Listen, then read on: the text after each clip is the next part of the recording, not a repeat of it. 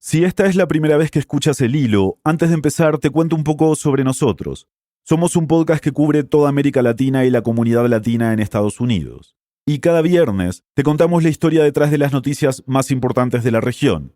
Desde los estallidos sociales en Colombia y Cuba, hasta el experimento del Bitcoin en El Salvador, las elecciones en Perú o cómo afecta el cambio climático a una comunidad latina en Estados Unidos. Puedes escucharnos todos los viernes en tu aplicación de podcast preferida o en nuestra página web, elhilo.audio. Ahora sí, vamos con el episodio de esta semana. Bienvenidos a El Hilo, un podcast de Radio Ambulante Studios y Vice News. Soy Silvia Viñas. Y yo soy Eliezer Budasov.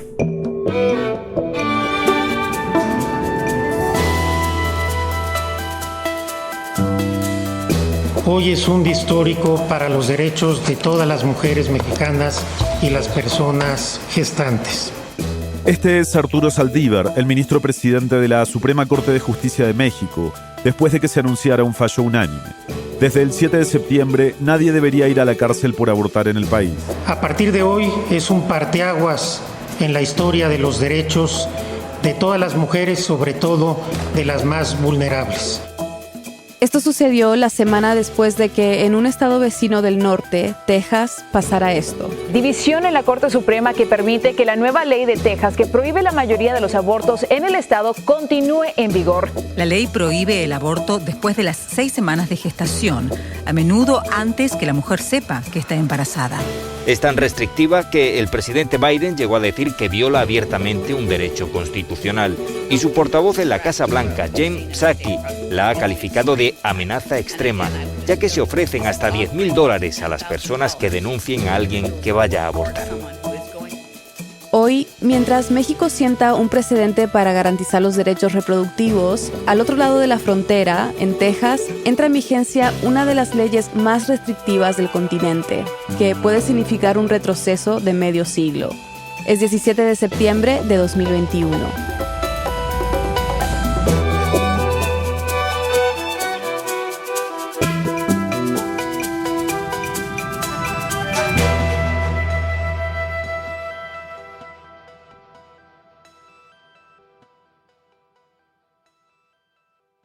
¿Qué opciones tiene alguien en México que quiera abortar?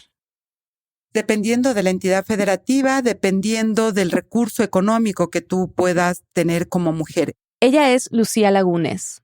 Soy periodista, feminista y dirijo Comunicación e Información de la Mujer, que es una agencia de noticias con perspectiva de igualdad de género. Cuando escuchamos que el aborto se ha despenalizado en México, tal vez pensamos que por este fallo ahora se puede abortar libremente en todo el país. Pero no es así, es más complejo. Así que le pedimos a Lucía que nos lo explique. Primero, tenemos que recordar que México está dividido en 32 entidades federativas. Y cada entidad federativa tiene una reglamentación al respecto. No hay una sola reglamentación en términos de despenalizar o permitir el aborto en ciertas circunstancias. O sea, hay leyes de aborto a nivel estatal que varían bastante. Cada estado tiene diferentes excepciones que permiten acceder a un aborto legal. Puede ser por peligro de muerte de la madre, puede ser por problemas de salud, puede ser por un accidente de la mujer gestante. Pero en todos los estados se puede interrumpir el embarazo si es producto de una violación. Aunque claro, en la práctica esto no es tan sencillo de probar.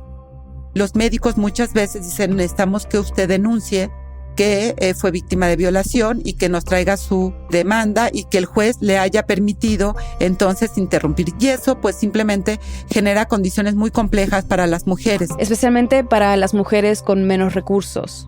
Para las más alejadas de la información, que no conocen realmente la legislación y que quedan presas a la voluntad precisamente de que alguien les puede informar que tienen ciertos derechos y que pueden ejercerlos de tal o cual manera. Por eso es tan dispar, digamos, las posibilidades de las mujeres para poder acceder legalmente a un aborto.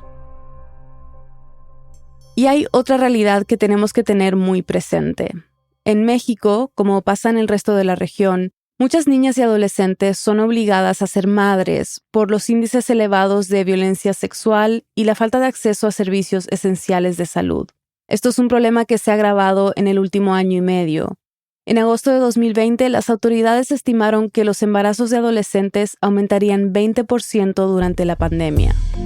Lo cual nos está evidenciando la enorme violencia sexual que están enfrentando las niñas. Y si bien las feministas alertamos que en otros países, en la propia China, se había señalado el incremento de violencia contra mujeres y niñas, los países no tomaron, como México, las previsiones necesarias para garantizar efectivamente la integridad de estas niñas.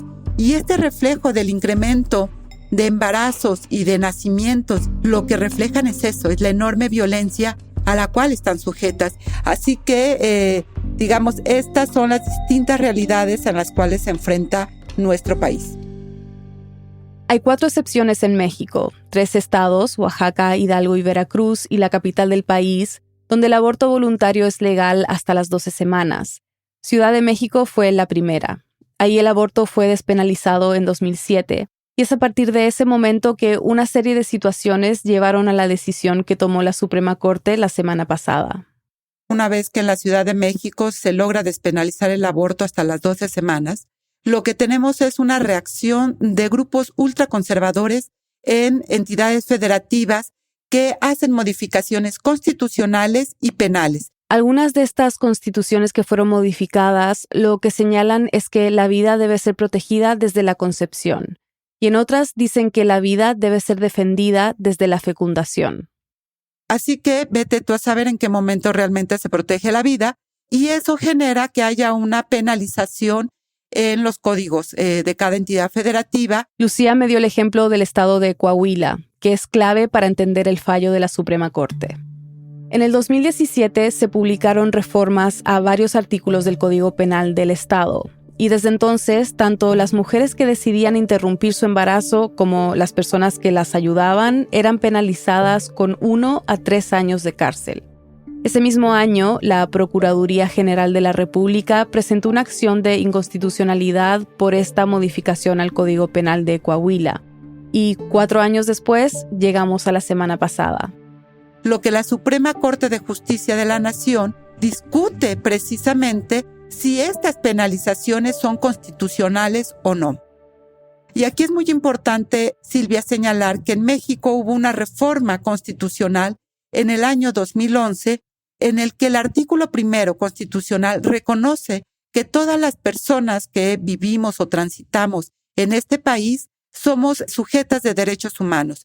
Entonces, a partir de estas reformas también que son parte de la base de discusión de la Suprema Corte de Justicia, señalan que esta penalización es anticonstitucional. A partir de ahora, no se podrá, sin violar el criterio de la Corte y la Constitución, procesar a mujer alguna que aborte en los supuestos que ha considerado válido este Tribunal Constitucional. La Suprema Corte lo que reconoce entonces es que las mujeres tenemos el derecho a decidir nuestro proyecto de vida independientemente de nuestra capacidad reproductiva, y que ese derecho de elección, ese derecho de nuestro proyecto de vida y de nuestra autonomía y libertad reproductiva es lo que se está garantizando. A partir de ahora se inicia una nueva ruta de libertad, de claridad, de dignidad y de respeto a todas las personas gestantes, pero sobre todo a las mujeres. Aunque este primer fallo no significa que el aborto es legal en todo el país y solo obliga al estado de Coahuila a modificar su código penal, esta decisión sí sienta un precedente judicial. La Suprema Corte de Justicia en nuestro país tiene la última palabra en esa materia en términos constitucionales, porque la Constitución de la República Mexicana, sí, es un eje central para todo el país. En otras palabras, lo que falla la Suprema Corte, aunque sea en respuesta a una acción de inconstitucionalidad en un estado específico, aplica a todo el país. ¿Qué puede pasar? Que las entidades federativas no hagan las reformas inmediatas, digamos, lo que va a llevar a las mujeres en lo individual o en grupo a interponer nuevamente sanciones hacia las entidades que no hayan hecho estas reformas que ya mandató la Suprema Corte de Justicia. Pero hay otro estado, aparte de Coahuila, que sí tendrá que cambiar sus leyes por una segunda resolución de la Suprema Corte la semana pasada, Sinaloa. En este estado no solo estaba penalizado el aborto, la ley también le daba estatus de persona al feto y defendía sus derechos desde la concepción. Pero la Corte señaló que las entidades federativas no pueden definir el concepto de persona o cuándo empieza la vida humana. Eso le corresponde a la Constitución General. Y como no se tiene la certeza del momento de la concepción, entonces esto no se puede garantizar, no se puede penalizar. Entonces, para resumir, además de determinar que no sabemos con exactitud cuándo comienza la vida, en términos prácticos, desde la semana pasada, en ningún estado mexicano se puede llevar a la cárcel a una mujer por abortar, aun si ese estado lo considera un delito. De hecho, ni siquiera la puede llevar a juicio, porque la Corte dijo que no se puede juzgar a una mujer por interrumpir un embarazo. ¿Y qué pasa con las mujeres que ahora están en la cárcel por haber abortado? Digamos que la ley no es retroactiva necesariamente para todas las mujeres que hayan sido juzgadas o sancionadas, por este delito en aquellas entidades donde así sea. Ese carácter no retroactivo del que habla Lucía hace que las mujeres que ya tienen una sentencia tengan que presentar un amparo para demostrar que deben quedar en libertad. Sin embargo, lo que sí señala es que si en este momento en que la Suprema Corte de Justicia ya determinó la no penalización, la no criminalización de la autonomía de las mujeres a decidir, aquellas mujeres que en su momento estuvieran llevando un juicio tendrían que parar. Y gracias al fallo de la Corte, las mujeres que fueron encarceladas antes de llegar a juicio, es decir, las que están en prisión preventiva, quedarán en libertad de manera inmediata. Sin embargo, en nuestro país también se creó una figura que es el crimen en razón de parentesco. Es decir, en algunos estados hay esta figura por la cual las mujeres que abortan pueden ser acusadas de homicidio a un familiar. Y entonces muchas mujeres no están en cárcel por aborto, sino por crímenes por razón de parentesco. Y esta figura no impacta, en la resolución que acaba de tener la Suprema Corte de Justicia. Esta es una de las razones por las cuales no se sabe exactamente cuántas mujeres enfrentan en este momento un proceso judicial o están presas por abortar. ¿Cuál ha sido el rol de las feministas, de las activistas en todo esto? Pues ha sido un rol muy proactivo y muy estratégico. Me parece que es importante señalar que la defensa de nuestra vida reproductiva y de la decisión que las mujeres tomemos tiene muchos años en México. En 1916 se realiza el primer congreso feminista al sureste de México en una entidad que se llama Yucatán. Allí, una mujer que se llamaba Hermilda Galindo hablaba de libertad sexual y de la necesidad de educación para evitar embarazos no deseados. Elementos que en la historia de nuestro país siguen siendo una exigencia hasta el día de hoy. Lucía también me mencionó otro hito en la historia feminista del país. En 1977, activistas mexicanas presentaron al Congreso una propuesta de ley que se llamó Maternidad Voluntaria.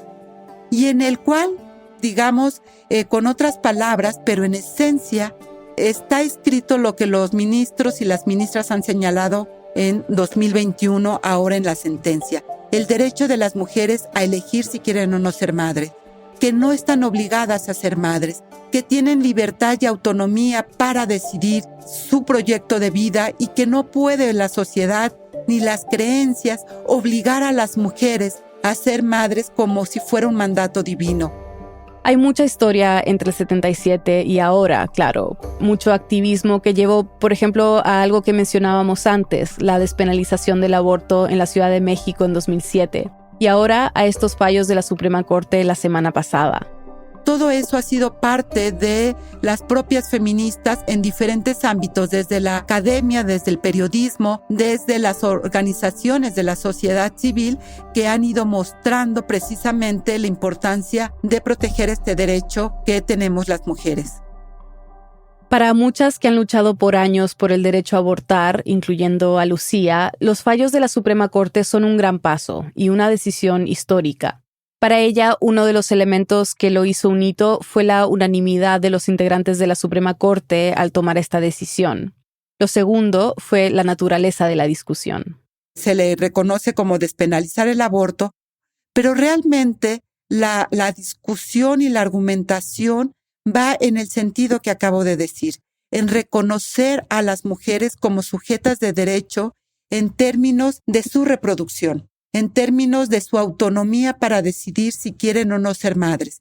Entonces, me parece que los 2 días de discusión que llevó la Suprema Corte de Justicia reconoce todos estos derechos y eso me parece que sustenta lo histórico de esta sentencia, porque coloca en el centro el derecho a la vida de las mujeres y reconoce que mantener criminalizado esta decisión lo que ha generado es una enorme injusticia social, porque lo que provoca es que las mujeres más pobres recurran a prácticas que las coloca en un tremendo riesgo y que son las que mayoritariamente mueren por prácticas inseguras, por no tener el recurso económico para garantizar una condición quirúrgica, una condición médica segura. Estas 2 decisiones, la de Coahuila y la de Sinaloa, son los primeros de 3 casos sobre el derecho al aborto que la Suprema Corte tocará este mes. Y aunque sentaron un precedente legal para el país, varios grupos en defensa de los derechos de las mujeres saben que aplicarlo en todo el territorio tomará tiempo. Pero el paso del tiempo ha demostrado que cada vez son más las personas que están a favor del aborto legal en México. En 2005, menos del 15% del país estaba de acuerdo con despenalizar el aborto en todos los casos. Para 2019, 1/3 de los mexicanos afirmó estar a favor de una legalización total. Bueno, otros países latinoamericanos están mirando hacia México. ¿Qué puede significar esto para el resto de la región? ¿Crees que tendrá algún impacto? Yo espero que sí. Y espero que sea cuando la gran marea verde argentina... Es ley en la República Argentina. A partir de los 5 minutos pasados de las 4 de la madrugada se ha votado. Nos invadió, nos abrazó en el continente y nos llenó de esperanza.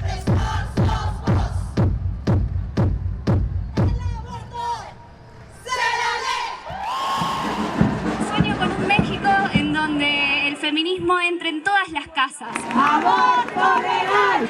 ¡Derecho fundamental! ¡Aborto legal! Y creo que en el caso mexicano vuelve a llenar de esperanza América Latina, a las mujeres de América Latina, precisamente a abrir la puerta y garantizar la vida e integridad de las mujeres, a no condenarlas a la criminalización y con ello arriesgar su vida, como lo han hecho históricamente las mujeres precisamente por esta criminalización que ha existido. En América Latina, solo Argentina, Cuba, Guyana, Guyana Francesa, Puerto Rico y Uruguay han legalizado el aborto sin condiciones durante las primeras semanas de gestación. América Latina tiene una deuda con las mujeres porque no ha reconocido plenamente todos sus derechos humanos y al mantener criminalizado el aborto, lo que ha obligado a sus mujeres es precisamente a recurrir a prácticas clandestinas, inseguras, que dejan muchas niñas y niños en orfandad, porque hay que decirlo, muchas de las mujeres que recurren al aborto ya son madres, que fallecen con estas prácticas riesgosas y otras quedan con secuelas terribles en la vida. Entonces me parece que lo que estamos mostrando en México es que respetar la vida de las mujeres es un buen camino que nos lleva al desarrollo y nos lleva al respeto de los derechos humanos. Después de la pausa, mientras México logra una importante victoria en el camino por el derecho al aborto, en Estados Unidos pasa lo contrario. Ya volvemos.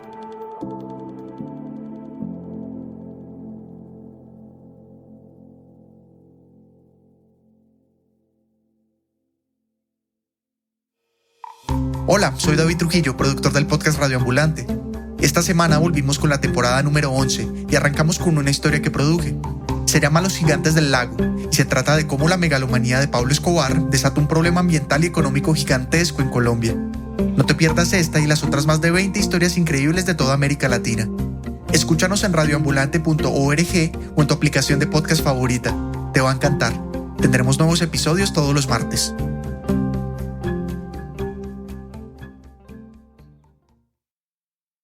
Estamos de vuelta en el hilo. Y yo estoy en la región de Ciudad Juárez, El Paso, Chihuahua, Texas. Siempre hemos tenido ese intercambio de servicios. En general, servicios de todos, ¿no? Entonces, en los servicios de salud reproductiva no es la excepción. Ella es Verónica Martínez, reportera para el medio La Verdad. Cubre la frontera entre México y Estados Unidos y ha reportado sobre el intercambio de servicios de aborto entre El Paso y Ciudad Juárez. Dos ciudades muy conectadas, prácticamente pegadas, que, tras la decisión de la Suprema Corte en México y la nueva ley antiaborto en Texas, irónicamente han intercambiado roles.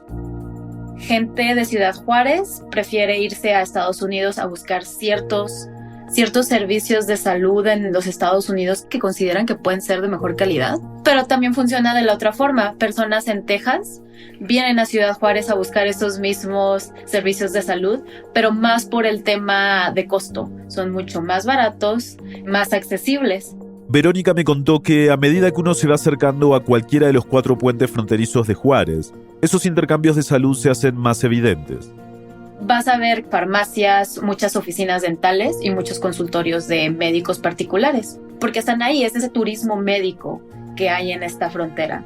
Y para buscar métodos de aborto más accesibles, menos costosos, la gente viene aquí a Ciudad Juárez buscando comprar misoprostol, que está en venta libre. El misoprostol es un medicamento para interrumpir el embarazo, pero también se usa para tratar las úlceras, y por eso su venta libre está permitida en México. Si bien los abortos con pastillas se pueden obtener en ambos lados de la frontera, en Estados Unidos existen regulaciones estrictas para conseguir estos medicamentos y debe hacerse a través de un centro médico. Además, suele ser muy costoso. Mientras en México cuesta alrededor de $20, en Estados Unidos un aborto temprano con pastillas puede costar unos $500. Pero en El Paso también había un intercambio similar. Es que en Ciudad Juárez, o sea, en el estado de Chihuahua, el aborto está penalizado, aunque su ley permite algunas excepciones como que el embarazo haya sido producto de una violación. Pero, como escuchamos en el segmento anterior, no es sencillo comprobar una violación sexual. Y también, según activistas, faltan médicos que realicen este tipo de procedimientos. Lo que pasa aquí en Ciudad Juárez era que antes veíamos a Texas como este refugio legal para poder ir a las clínicas y así hacer el procedimiento del aborto en una clínica segura y legal. Verónica dice era en pasado porque recordemos que la decisión de la Suprema Corte sienta un precedente, entonces podría haber cambio en las leyes del Estado, algo que los colectivos feministas ya le están pidiendo al Congreso de Chihuahua. Pero también porque la ley en Texas acaba de cambiar. El 1 de septiembre entró en vigor una ley que prohíbe la mayoría de los abortos en este estado. Lo que esta ley está prohibiendo es el acceso a procedimientos de aborto a partir de que se detecta actividad cardíaca en el producto de concepción. Entonces, esto puede ser más o menos casi siempre es a partir de las 6 semanas, pero algunos médicos comentan como esto a veces puede ser hasta las 5 semanas. 5 o 6 semanas se trata apenas de la etapa inicial de gestación. Un momento en el que muchas mujeres aún no saben que están embarazadas, sea porque no llevan un seguimiento exacto de su menstruación o por tener ciclos irregulares, algo que, según los médicos, es muy común. Para entender lo draconiana que es esta ley en Texas, hay que comparar las nuevas restricciones con la ley que rige el aborto a nivel nacional. El caso que despenalizó el aborto en Estados Unidos, Roe vs. Wade, permite interrumpir el embarazo hasta las 24 semanas, que es aproximadamente el momento en que un feto podría vivir fuera del útero. Es decir, la nueva ley tejana corta este periodo por más de 4 meses. Esta nueva ley tiene como única excepción emergencias médicas que pongan en peligro la vida de la madre, pero no las causales de violación o incesto. ¿Y en qué se diferencia esta ley de otras restricciones contra el aborto? Para empezar, es una ley súper restrictiva. Es la más restrictiva que se ha puesto en los Estados Unidos. Pero lo que lo hace muy diferente de otras leyes similares, tanto en Texas como en otros estados, es que el estado de Texas no es la entidad que está encargada de aplicar esta ley. Son las personas, son los civiles. Entonces, ahí es donde esto ya no se hace como un caso criminal, es un caso civil. Abre la puerta para que cualquier persona, un civil, pueda poner una demanda en contra de cualquier persona que ayude a otra persona a tener un aborto. Entonces, esto claramente incluye a las personas que trabajan en las clínicas, a la enfermera, hasta la recepcionista, y también específicamente a los fondos de aborto. Verónica se refiere a organizaciones que ayudan económicamente a las mujeres a pagar por estos procedimientos que pueden llegar a ser un poco caros, entre $400 y $600. Cualquier persona puede también demandar a la aseguradora que apruebe la solicitud de alguien que decida abortar, o incluso más allá. Dentro de esta ley hasta el Uber driver que te lleva a la clínica, alguien lo podría demandar. También a las llamadas acompañantes, a estas mujeres que acompañan a mujeres a hacerse abortos, a llevarlas a las clínicas, a brindarles el medicamento, el misoprostol. Mujeres que ya sea que te llevan el medicamento o te instruyen en cómo usar el medicamento de forma segura. De hecho, cualquiera que comparta información sobre opciones para interrumpir un embarazo podría ser acusado bajo esta ley, que está dirigida directamente a todo aquel que ayude a practicar un aborto. Profesionales de la salud, familiares, amigos, abogados. En Texas no se puede demandar a la persona que aborta, pero sí a quien le facilita los medios. La idea es prevenir que lo pueda hacer amenazando a quien pueda ayudar. A todo esto, hay que sumarle que la persona que hace la demanda, si gana, recibirá al menos $10,000 y podrá recuperar los gastos legales. Hay otros estados que tienen leyes que prohíben una interrupción temprana del embarazo, como Iowa, Kentucky, Mississippi y otros 9 estados más. Pero solo Texas tiene una ley así de radical en vigencia. En los otros estados se ha podido bloquear. Texas encontró como esa forma de meterla sin que se haya bloqueado en las cortes. La Corte Suprema de los Estados Unidos, en su mayoría conservadora, se negó a bloquear la ley de Texas. Se cree que una de las razones por las cuales no se pudo bloquear es debido a la estrategia jurídica que usaron los legisladores del estado. La ley ahora establece que el aborto es una violación civil, no un delito, y prohíbe que cualquier funcionario estatal impulse la demanda. Son los ciudadanos quienes deben iniciar el proceso cuando conocen de algún caso. Esto lo que hace es poner un precedente para otros estados que han querido pasar estas leyes similares. Y, en resumen, está abriendo una caja de Pandora para limitar lo que fue la decisión de Roe versus Wade. Después de lo ocurrido en Texas, líderes republicanos en Arkansas, Florida, Mississippi y otros 3 estados dijeron que estaban considerando presentar legislaciones parecidas. ¿Cómo ha reaccionado el presidente Joe Biden?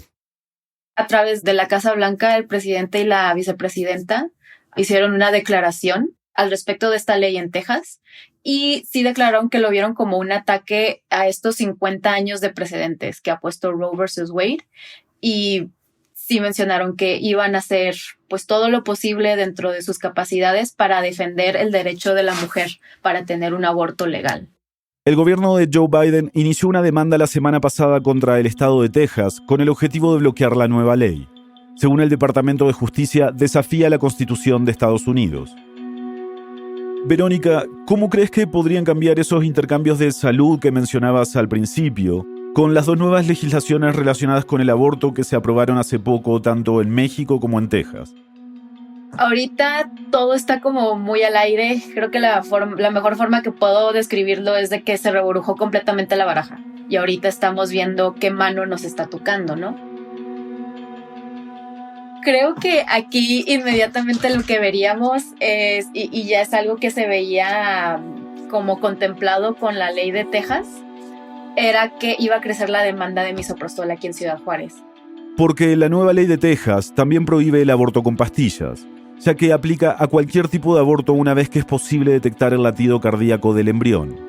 El haber vivido en Texas, en El Paso, y también ahorita estar viviendo de nuevo en Ciudad Juárez, pude ver las similitudes entre este estado súper conservador y el estado súper machista. Entonces, con toda la empatía del mundo, me siento muy apenada por la situación por la que van a pasar compañeras en Texas, porque al final de todo es una infracción a sus derechos de autonomía corporal.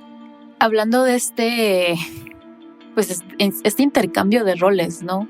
Hay cierta esperanza de que en México las cosas van a cambiar, ¿no? Y así como Estados Unidos fue este refugio legal para muchas mexicanas, sí creo que México ojalá podrá ser de la misma forma un refugio para las personas en Texas. La decisión de la Suprema Corte de México hace que interrumpir un embarazo en Ciudad Juárez ahora sea más seguro. El miedo siempre era ir al hospital por alguna razón de una infección, una hemorragia, y tener ese miedo de me van a meter a la cárcel. Aquí ya hay un poquito más de protección, un poquito más para hacer este aborto inducido con medicamento más libre. Verónica, muchas gracias por hablar con nosotros. No, gracias a ti.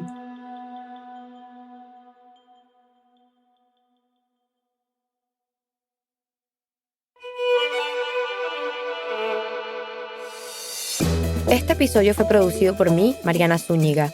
Un agradecimiento especial a Almudena Barragán. En el hilo somos Silvia Viñas, Eliezer Budasov, Daniela Alarcón, Daniela Cruzat, Inés Renique, Elías González, Desiree Yepes, Paola Leán, Xochitl Fabián, Camilo Jiménez Santofimio y Carolina Guerrero.